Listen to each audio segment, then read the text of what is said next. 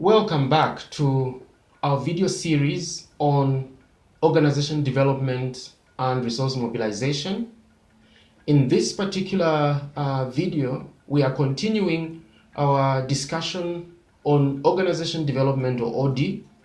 And in the previous two videos, we started with an introduction to OD, and then we moved on to begin to discuss the first of four components of OD.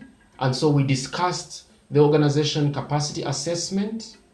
In this video, we are going to now look at developing a capacity improvement plan. And in the next couple of videos, we'll look at implementation of the capacity improvement, and then we'll wrap it up with the monitoring and evaluation. We need to, first of all, define what a capacity improvement plan is.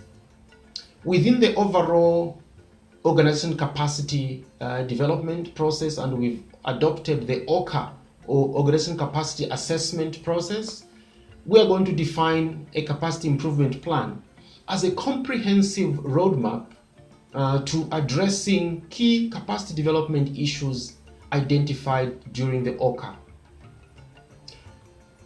The capacity improvement plan can come under different names. It may be called an institutional strengthening plan, or institutional capacity improvement plan, or institutional capacity strengthening plan. But at the end of the day, this is the plan intended to respond to the capacity assessment or issues identified during the organization capacity assessment.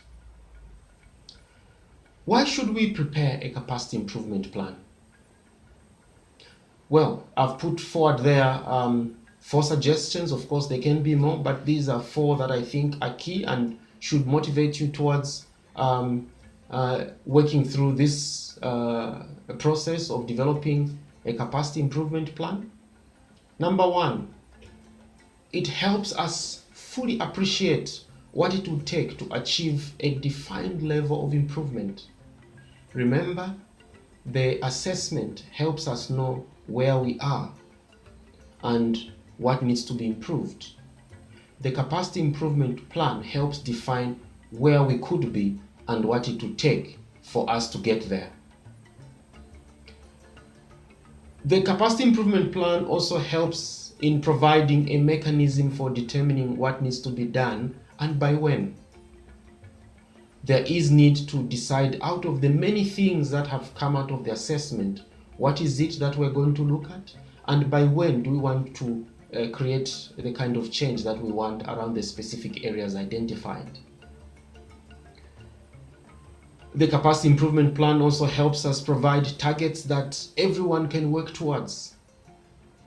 By being very specific about what we need to do, what we're supposed to achieve, and by when, then we can help the whole organization rally around these issues and begin to work in the same direction.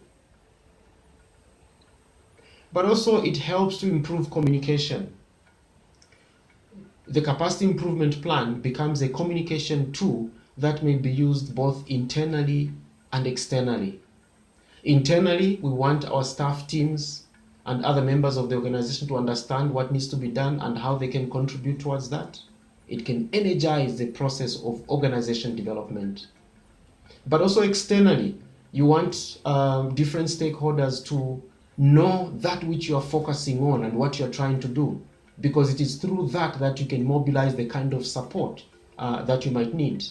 In the resource mobilization component, we'll be speaking about how we can access different forms of finance. Some institutions will be attracted to you because of the issues you're working towards as you improve your organization. Other institutions will be attracted to you because they know what you have already achieved. So the capacity improvement plan is a useful tool even for external communication.